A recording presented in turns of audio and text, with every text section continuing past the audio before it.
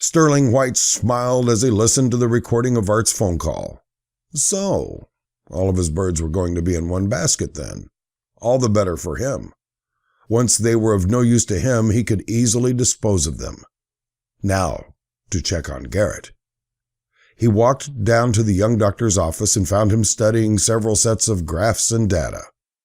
Well? The tracking device you implanted is working excellently, the young doctor began.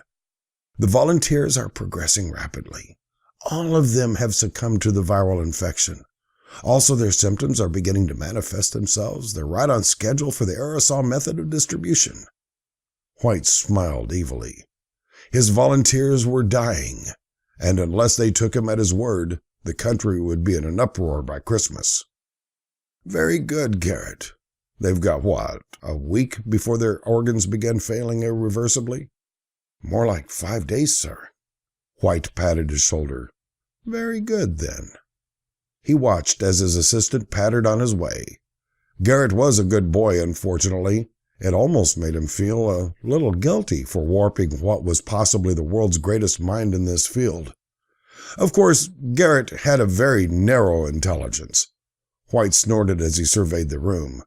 The boy was a medical genius, but he didn't have the common sense not to put buttered bread in the toaster, much less the ability to perceive the individuals in the clinic were not volunteers, but rather poor people taking advantage of his famous free screenings.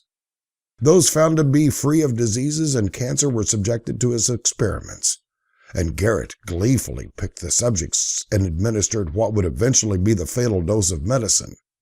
Now he was convinced this latest project was a way to make the world a better place while only harming those responsible for the state the world was in the first place.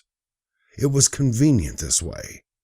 If anyone ever discovered the little plan, he, the charitable donor of this wonderful free clinic, would be clear from all blame. The good doctor would be at fault, naturally. White kept documents and records showing Garrett trying to make his name in the world. They would be the last nail in the boy genius's legal coffin.